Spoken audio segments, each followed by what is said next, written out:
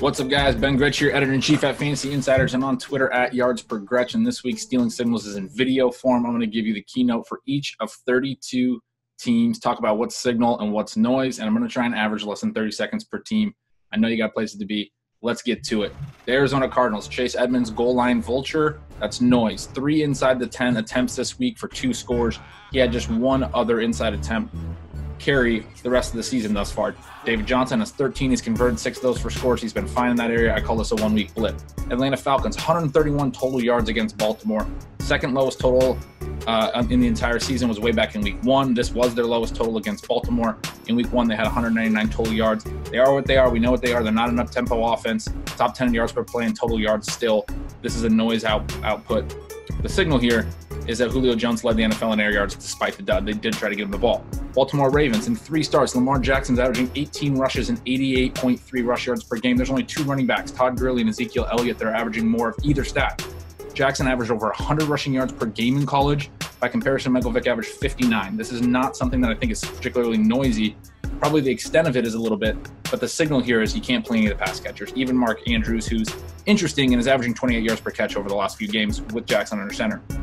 Bills, I jokingly called Josh Allen a strong-arm Tim Tebow last week, and he's kind of like Lamar Jackson right now. There's only 6 guys in NFL, or 6 other guys other than what Allen's doing right now in NFL history, who have completed at least 100 passes and have at least half as many rush attempts as pass attempts.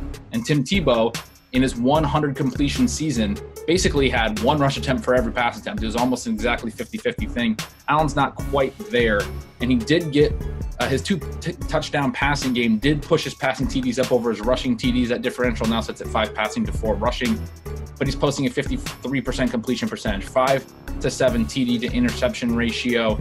I don't think he's a Michael Vick or a Randall Cunningham or Terrell Pryor or Cordell Stewart, some of the other guys on that name. But the signal here is that he's actually kind of a pretty legit runner. He's averaging more yards per attempt rushing than passing, though. Not a guy I want to trust even with those big plays the last couple weeks. Panthers, with both Devin Funchess and Torrey Smith active, DJ Moore and Curtis Samuel, they led the wide receivers in snaps. Funchess was expected to be limited, but the signal is I think we can expect that Torrey Smith's kind of fallen all the way down to 5th, even behind Jarius Wright, whose role is pretty static. Samuel, 11 targets, 160 air yards. Moore, 8 targets, 129 air yards. Expect those 2 guys to continue to be involved the rest of the way. For the Bears, it's all about Tariq Cohen, right? 14 targets, 156 receiving yards, threw a touchdown.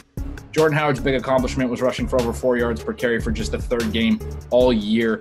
There's definitely noise on Cohen's line, given he racked up 10 targets in the 4th quarter and overtime, but the signal is a broader point about how dynamic pass-catching backs are and how they can have these explosive receiving lines in the right scripts. The Bengals, A.J. Green went down again. Dalton's out. This offense is a dumpster, and probably the most notable signal was that Gio had 8 targets to Mixon's 2. He ran more routes than Mixon, which he'd only done in one other game, week 2, which Mixon left early. This was also Mixon's lowest snap share of the year since that week 2 game that he left early. Wouldn't be the first time a team going nowhere limited their star running back, so got to be a little bit concerned about Joe Mixon. Jarvis Landry for the Browns finally had an efficient day. His snap rate climbed back over to 80%, but the signal is what I've been harping in a lot of the recent columns. 9 different Browns were targeted multiple times in what was a high-volume passing game. For the Cowboys, the signal, we often try to assign new players into old roles, and often it doesn't really fit. It's at least a little bit of a change. But Amari as Dez Bryant and now Michael Gallup as Terrence Williams makes a lot of sense to me. Gallup had 60% of the air yards in week 13. He's more than doubled Cooper's air yards over the last 3 games, despite seeing 4 fewer targets. And that's not really a knock on Cooper, who's had really strong opportunity overall, or volume overall, and strong efficiency since coming to Dallas.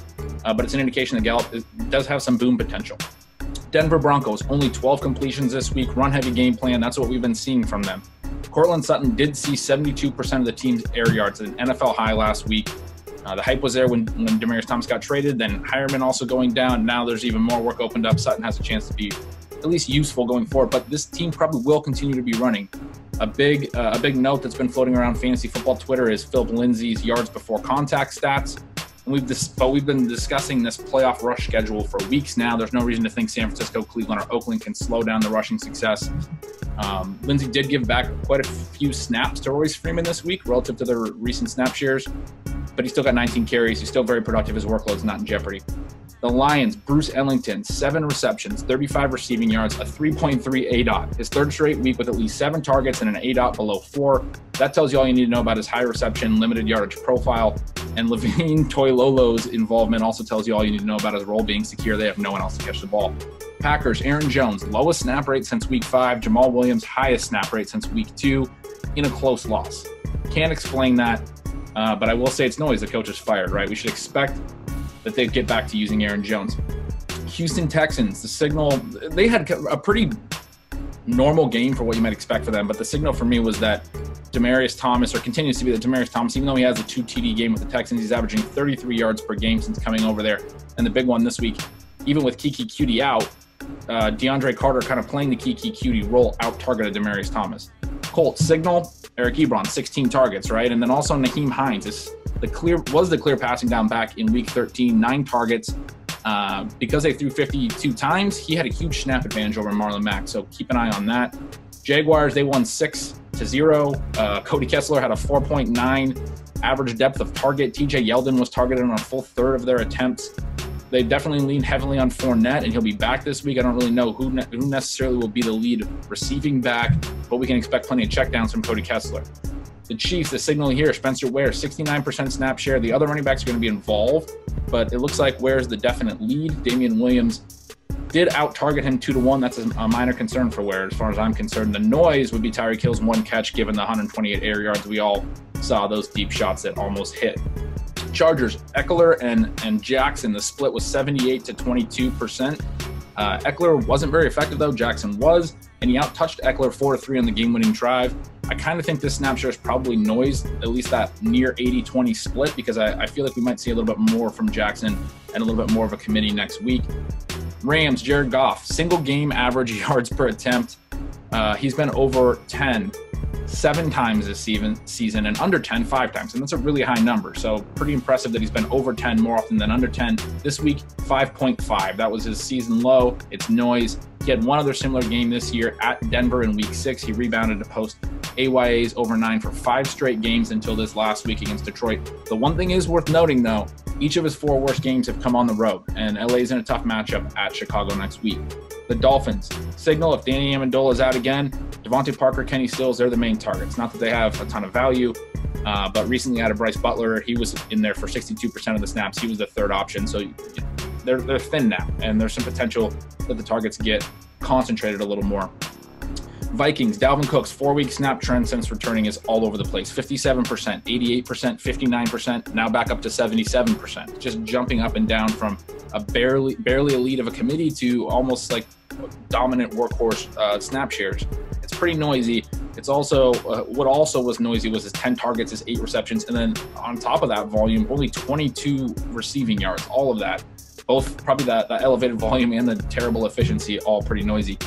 Patriots, Rex Burkhead was back, right? 23% snap share. Sonny Michel still in his typical ballpark at 41%. He had 18 touches, but Burkhead seeing 9 touches in his return, not really great for Sonny Michel. The Saints, another noise team that had a really down week 13, a season low in total yards here, 176. Their previous season low was 270, so nearly 100 yards below their season low. That's all noisy. The signal for me, though, is Mark Ingram continues to be his receiving roles not really there compared to last year. Last year, 3.6 receptions per game. This year, 1.9. The Giants, not really catching anyone by surprise with this signal, but I'm just amazed by Saquon's workload. 20-plus touches in 7 straight games across all scripts. They've won 3 games. He has 20-plus carries in all 3 of those wins. They've lost 4. He has 7-plus receptions in all 4 of those losses. He's averaging 139 total yards per game in that 7-game stretch. He's an obvious stud. I'm going to lump the Jets and the Raiders together here with the next team. Chris Herndon, Jared Cook. I don't like talking about these teams. Chris Herndon, Jared Cook, both had top 5 weighted opportunity ratings among all the tight ends, just behind Kelsey, Ebron, and Ertz. Those guys are at least mildly interesting for some really bad offenses. The Eagles, Golden Tate. Extremely efficient, saw just 6 targets, though, at a 4.5 ADOT, plus a 2-point conversion, also another target there. But they're spreading the ball around. This was a higher volume game as well. We saw 20 carries from Josh Adams, but I don't think necessarily that Alshon Jeffrey's dead, but it is very concerning. The signal here is that he's 4th on the team in weighted opportunity rating since Tate was acquired behind Aguilar. And we also know that Jordan Matthews and Dallas Goedert behind him are still involved. So Not a great look. Tough guy to trust right now. Pittsburgh Steelers. They ran just 2 snaps after James Conner's injury. They both were receptions for Jalen Samuels, including a TD. Samuels played an H-back role in college. He had more career receptions than rush attempts. As far as I can tell, Stephen Ridley's been active in recent games, but hasn't been playing a snap at all, and he doesn't play on special teams, so it's kind of hard to tell, but he's not on any inactive lists. Since week 10 was the last time he touched the ball. It was a blowout win where Conner was banged up, played just 40% of the snaps, and that's probably our best proxy for what we might expect. Ridley rushed 8 times in that game. He had 1 uncaught target in that game. Meanwhile, Samuels played more snaps, but he rushed just 5 times compared to Ridley's 8. He did get 4 targets, and he caught 3 of those and had a receiving touchdown in that game as well. Samuels will be a fine play. Ridley might also play the blunt role, though. That's kind of the signal here. My expectation as a team is also going to throw more, if at all necessary. It might not be in Oakland. The Seahawks, threw 17 passes, 29 runs. Rashad Penny played a couple more snaps than Mike Davis. That's all I really got for a signal for the Seahawks. I hate their offense.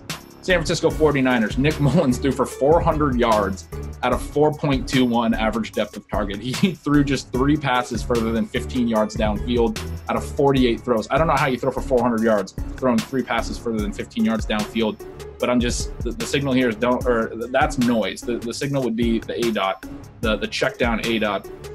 The running backs combined for 124 receiving yards. 117 of those were after the catch. Dante Pettis had a very strong game, but more than half of his yards came after the catch, which is a pretty noisy stat. It's a testament to Kyle Shanahan probably that this offense keeps doing this, though. Obviously, George Kittle has racked up a ton of yards after the catch, but I'm not really buying into Nick Mullins or the passing game too much. Over to the Bucs. Passing game was condensed down to like the 4 main targets this week. Chris Godwin is now at 9.8 yards per target for his career on 122 targets across his age 21, age 22 seasons. Kind of a step back there. This guy's really, really good. He's always produced when playing elevated snaps. It's going to be a stud whenever the opportunity's there.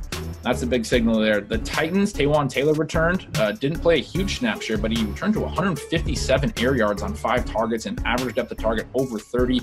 There's definitely a signal there, but for me, this Titans offense is very Jekyll and Hyde. It's really hard to trust. I mean, these guys laid an egg the entire first half. They scored with under a minute in the first half. They had 13 points heading into the fourth, and then they doubled that with a big fourth quarter. Tough team for me to trust. Last team is Washington. Chris Thompson came back, 64% snap share in negative script. Adrian Peterson played just 16 snaps. We know he had the 90-yard touchdown run. Thompson tied for the league team lead with 5 targets, and Washington gets the Giants next week.